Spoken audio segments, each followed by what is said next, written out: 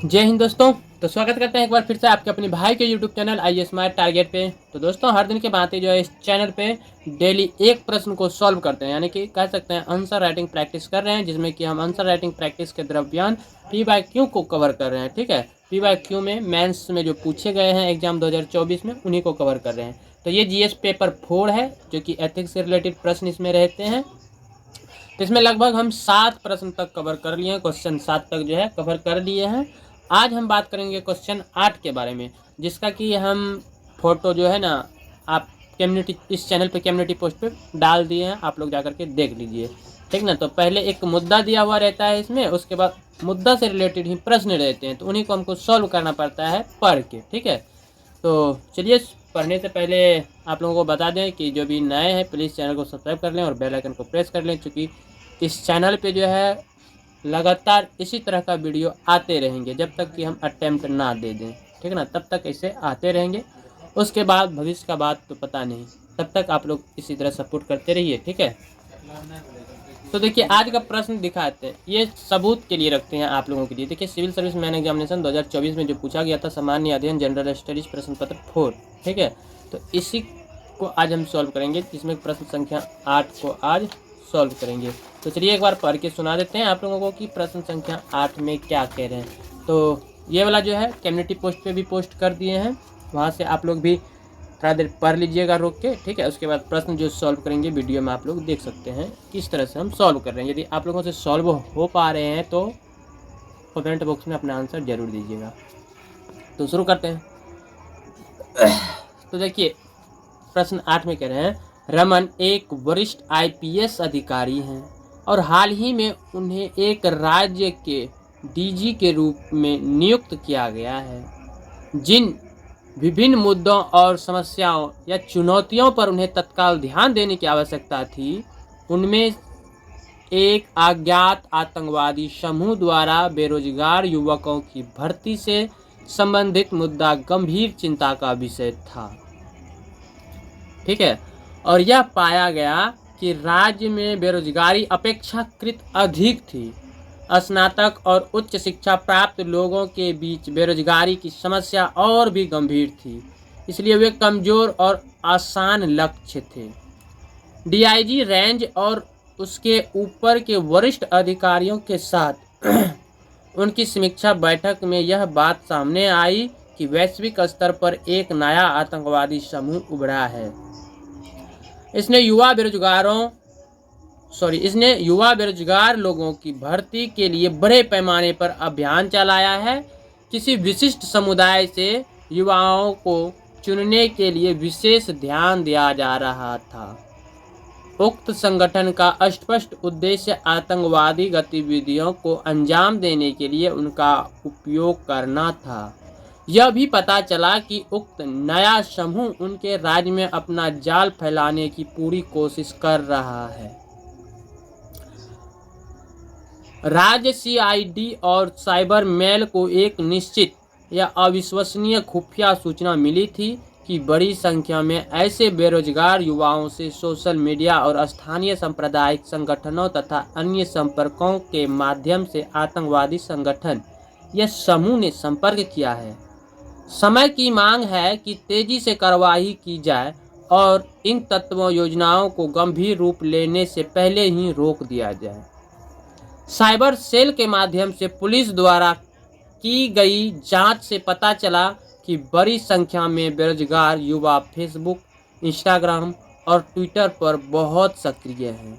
उनमें से कई औसतन हर दिन 6 से 8 घंटे इलेक्ट्रॉनिक डिवाइस यानी कि इंटरनेट आदि का उपयोग करते हुए बिता रहे थे। ये भी पता चला कि ऐसे बेरोजगार युवा उस वैश्विक आतंकवादी समूह के खास व्यक्तियों, उनके संपर्क वाले से प्राप्त संदेशों का समर्थन और सहानुभूति दिखा रहे थे। उनके सोशल मीडिया अकाउंट से पता चला कि ऐसे समूहों के साथ उनका गहरा जुड़ाव है।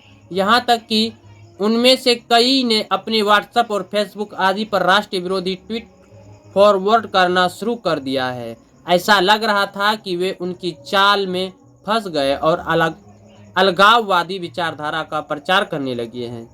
उनके पोस्ट सरकार की पहलों, नीतियों की अति आलोचना करने वाले थे और अतिवादी मान्यताओं को मानने वाले और उग्रवाद को बढ़ावा देने वाली थी। तब प्रश्न कह रहे हैं ए में कि उपरोक्त स्थिति से निपटने के लिए रमन के पास क्या विकल्प उपलब्ध है। तो इसमें हम बता दें कि इनके पास बहुत सारे विकल्प उपलब्ध है। जैसा इसमें पढ़े इनके अनुकूल हम बता रहे हैं, इनके पास बहुत सारा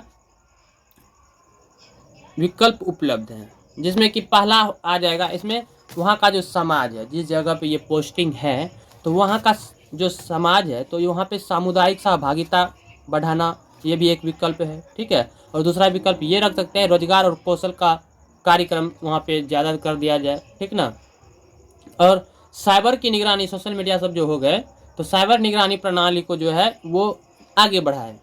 ठीक है, उसके बाद मानसिक रूप से मानसिक परामर्श सहायता प्रदान करें, और सबसे मोस्ट इम्पोर्टेंट चीज़ ये है रहेंगे इसमें विकल्प में, ठीक ना, कि वो जो है विशेष समुदाय के प्रति विश्वास बहाली करेंगे। वहाँ पे जो समुदाय है उनके प्रति वो विश्वास प्रकट करेंगे। ठीक ना, तो चलिए इनका हम आंसर राइटिंग करते हैं ए का। तो इनको साइड कर देते हैं, पढ़ने के बाद ये जो भी चीज़ समझ में आया आपको बताएं ही, बाकी यही सब चीज़ लिखेंगे भी। ठीक है, बाकी आप लोग कमेंट करके बताइएगा कैसा रहेगा आंसर। पहले आंसर लिख रहे हैं वो आप लोग ध्यान से देखिए। ठीक है, तो चलिए कॉपी में हम ऑलरेडी पहले से प्रश्न को लिख लिए, तो अभी सिर्फ आंसर लिख रहे हैं इनका।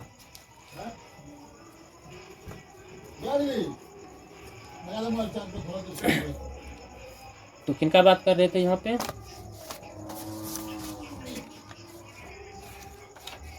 रमन का बात कर रहे थे ना, रमन एक वरिष्ठ IPS है, रमन का बात कर रहे हैं।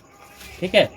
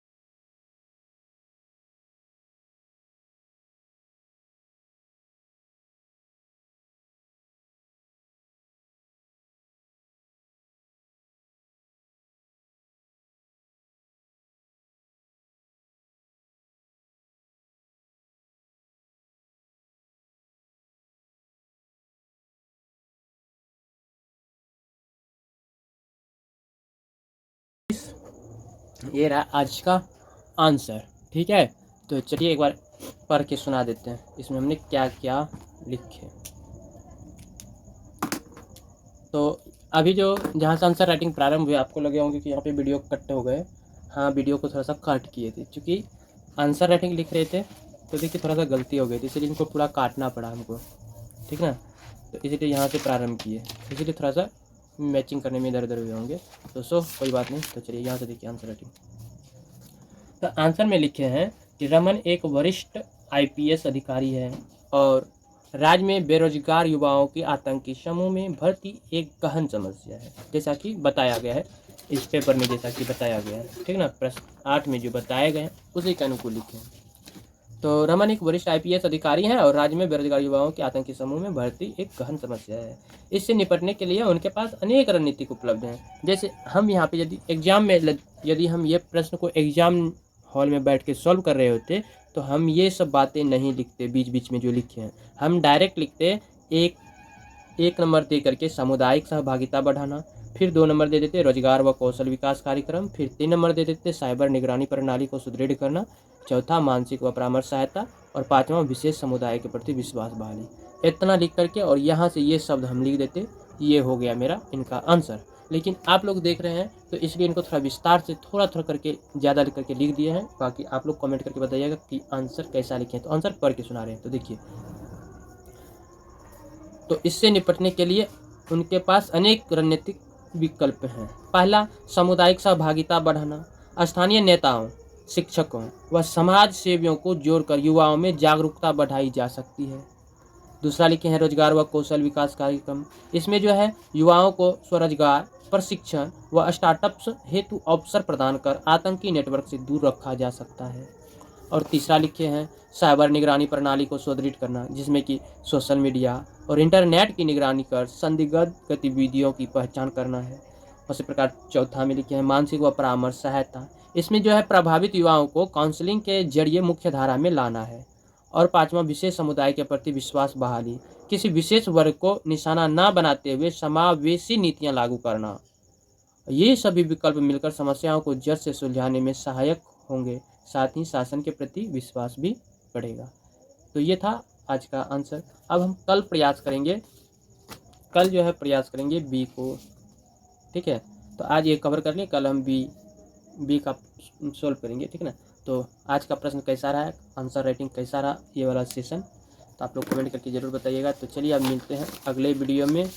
तब तक के लिए आप लोग स्टडी करते रहिए। अब मिलते हैं फिर अगले सेशन में। Love you bye, good night. Like